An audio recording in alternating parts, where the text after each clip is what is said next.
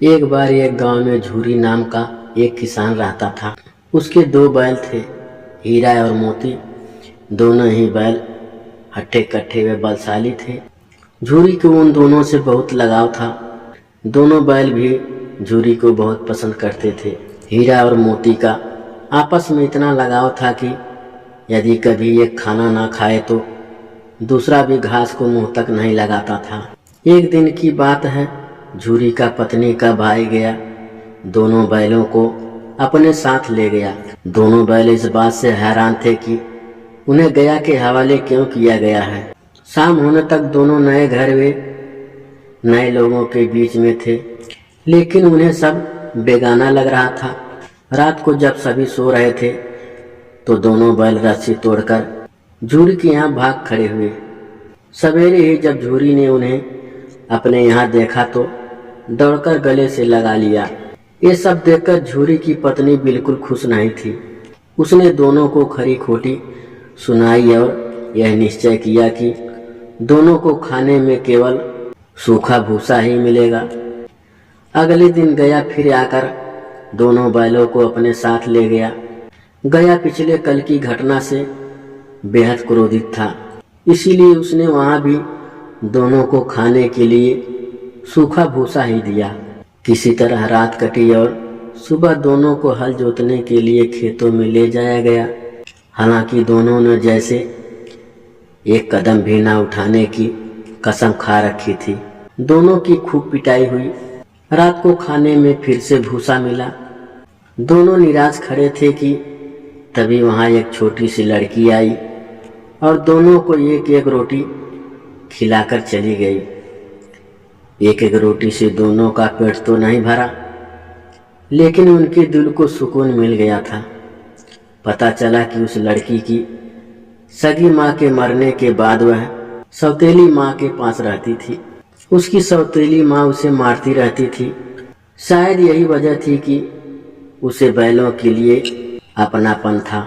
दोनों उस छोटी लड़की के बारे में सोचकर चुपचाप अपना समय बिताने लगे।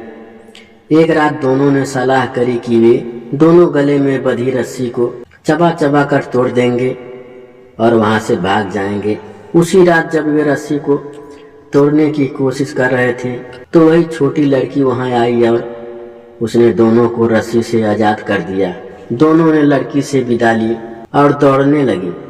इतने में गया को उसकी खबर लगी और वह अपने आदमियों के साथ उन दोनों के पीछे दौड़ पड़ा। हीरा और मोती इतना तेज भागे कि उन्हें अपने घर का रास्ता भी याद न रहा। वे रास्ता भटक गए थे।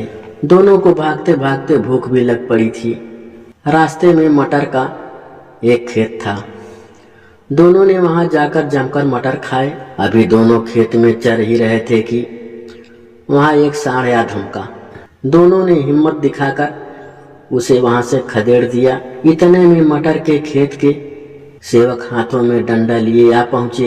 हीरा के पास भागने का मौका था, लेकिन जब उसने देखा कि सेवकों ने मोती को पकड़ लिया है तो वह लौट गया। दोनों बैलों को पकड़कर मवेशी खाने में बंद कर दिया।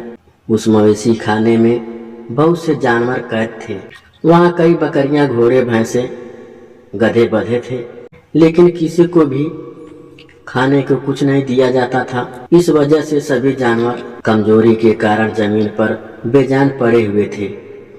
जब पूरा दिन बीत जाने पर भी खाने को कुछ न मिला तो हीरा के सब्र का बांध टूट गया। उसने बाड़े की कच्ची दीवार पर जोर से अपने सींग गड़ा दिए। इससे मिट्टी का एक टुकड़ा निकल आया। यह देखकर हीरा को हिम्मत मिली और वह दौड़ दौड़ कर अपने सींगों से दीवार की मिट्टी गिराने लगा। तभी मवेशी खाने का चौकीदार हाथ में लालटेन लिए जानवरों की हाजिरी लगाने आ पहुंचा। हीरा की करतूत देखकर उसने उसकी डंडे से पिटाई शुरू कर दी और उसे मोटी रस्सी में बांधकर वहां से चला गया।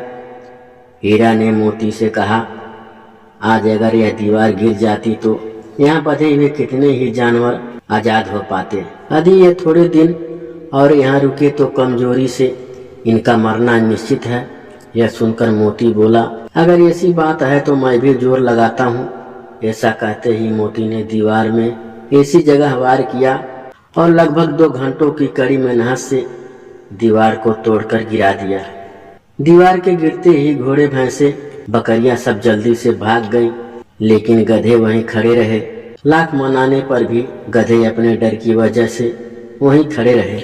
उधर मोती अपने दोस्तों की रस्सी को तोड़ने की पूरी कोशिश करता रहा। अब जब सुबह होने वाली थी तो हीरा ने मोती से कहा, दोस्तों, मुझे नहीं लगता कि आज यह रस्सी टूटेगी। तुम यहाँ से भाग जाओ, वरना सबको पता चल जाएगा कि यह सब तुमने ही किया है। मुझे यहीं छोड़कर तुम चले जाओ। यह सुनकर मोती की आंखों में आंसू आ गए। वह हीरा से बोला, मित्र, मैं इतना स्वार्थी नहीं हूँ कि मुश्किल के इस समय में तुम्हें छोड़कर चला जाऊं। मैं मरते दम तक तुम्हारे साथ ही रहूंगा। मुझे हर अपराध की सजा स्वीकार है। कम से कम इन जानवरों की जान बचाने का आशीर्वाद तो मिलेगा। इतना कहकर मोती ने गधों को सींग मारकर बाड़े से भगा दिया और स्वयं हीरा के पास जाकर सो गया। सुबह होते ही चौकीदार, मुंशी व अन्य सबकों को जब उसकी भनक लगी तो मोती की खूब मरम्मत हुई और उसे भी मोटी रस्सी में बांध दिया गया। लगभग 1 हफ्ते तक दोनों वहीं बंधे रहे, लेकिन उन्हें खाने को कुछ नसीब नहीं हुआ। उन्हें केवल पानी ही पिलाया जाता। दोनों की हड्डियां निकल आई थी। एक दिन बाड़े के सामने उनकी नीलामी शुरू हुई, लेकिन वो दोनों इतनी कमजोर थे कि उन्हें खरीदने के लिए कोई तैयार नहीं था। तभी एक आदमी सामने आया और दोनों बैलों को टटोलने लगा। मुंशी से एक मोल भाव करने के बाद वह उन दोनों को लेकर चल पड़ा। दोनों बैलों की नीलामी हो चुकी थी। हीरा और मोती दोनों डरे हुए थे। उनसे चला भी नहीं जा रहा था, लेकिन डंडे के मार से बेचारे उस आदमी के साथ साथ चलने लगे। सहसा दोनों को महसूस हुआ कि यह वही रास्ता है जहाँ से गया उन्हें ले गया था। वही खेत, वही रास्ता और वही कुआं तो है जहाँ पर वे हल जोतने आया करते थे।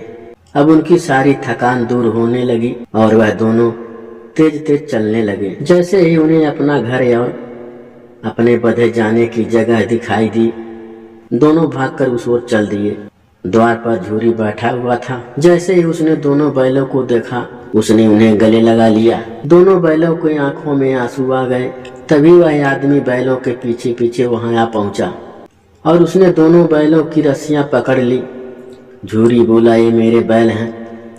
आदमी ने कहा, मैंने इन्हें मवेशी खाने की नीलामी में खरीदा है। झूरी तपाक से बोला, मेरे बैलों को बेचने का हक किसी को नहीं है। अगर मैं इन्हें बेचूंगा तभी ये बिकेंगे। आदमी ने जवाब दिया, मैं थाने में जाकर रपट करवाता हूँ। झूरी बोला, ये मेरे बैल हैं। इसका सबसे बड़ा सबूत यह है कि यह मेरे द्वार पर खड़े हैं।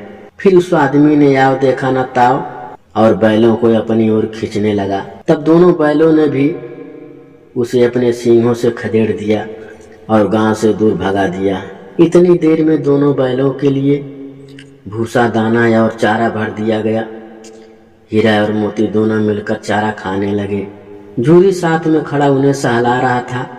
तभी झूरी की पत्नी भी अंदर से आई और उसने बैलों के माथे चूम लिए और खूब प्यार दिया।